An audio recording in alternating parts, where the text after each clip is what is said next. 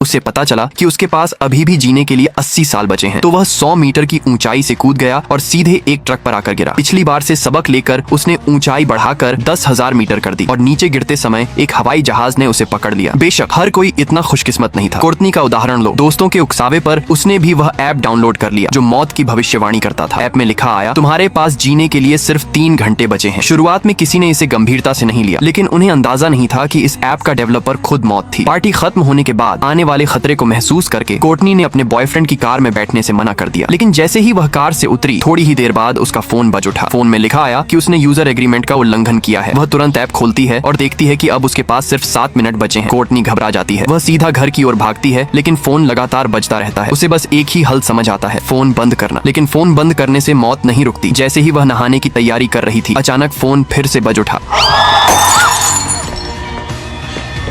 एक रहस्यमयी ताकत ने उसे हवा में उठा लिया। जैसे ही काउंटडाउन 0 पर पहुंचा, कोर्टनी की पूरी तरह मौत हो गई। उसी समय उसका बॉयफ्रेंड कार एक्सीडेंट में फंस गया। एक मोटी पेड़ की डाल सीधे पैसेंजर सीट को चीरते हुए अंदर घुस गई। अगर कोर्टनी कार से नहीं उतरी होती तो उसकी मौत और भी भयानक होती। अगले दिन उसके बॉयफ्रेंड को अस्पताल ले जाया गया, लेकिन उसने अपने पैर में मेटल प्लेट डालने की सर्जरी से मना कर दिया, क्योंकि ऐप दिखा रहा था कि उसके पास 20 घंटे से भी कम बचे हैं। लेकिन मैंने इस पर बिल्कुल विश्वास नहीं किया। मैंने उससे कहा कि यह सब डेवलपर का किया हुआ एक मजाक है। वह वापस अपने अस्पताल के कमरे में चला गया। मैंने यह सब अपने सहकर्मियों को बताया। जिज्ञासा में उन्होंने भी ऐप डाउनलोड कर लिया। सबके पास जीने के लिए कई दशक बचे थे, लेकिन जब मेरी बारी आई तो मेरे पास सिर्फ 2 दिन बचे थे। शुरुआत में मैंने भी इसे गंभीरता से नहीं लिया, लेकिन उसके बाद जो हुआ उसने मुझे पूरी तरह यकीन दिला दिया। अगले दिन कोर्टनी का बॉयफ्रेंड सर्जरी कराने वाला था। उसने देखा कि उसके पास सिर्फ 3 मिनट बचे हैं, तो उसने ऑपरेशन से बचने का फैसला किया। लेकिन तभी उसका फोन बजा। लिखा था कि उसने उपयोग की शर्तों का उल्लंघन किया है। उलझन में वह शीशे की ओर देखता है और उसे अपने पीछे काले कपड़ों में एक आदमी दिखाई देता है। लेकिन जैसे ही वह मुड़ता है, वहाँ कोई नहीं होता। डर के मारे वह सीढ़ियों की तरफ भागता है। एक दरवाजे से खतरे को रोकने की कोशिश करता है, लेकिन वह मौत से बच नहीं पाता। अचानक सारी लाइटें बंद हो जाती हैं और ऐप में 1 मिनट बचा हुआ दिखता है। वह बाहर निकलने की कोशिश करता है, लेकिन दरवाजा लॉक होता है। बेबस होकर खड़ा ही था कि ऊपर से कदमों की आवाज आती है। वह उसकी मरी हुई गर्लफ्रेंड थी।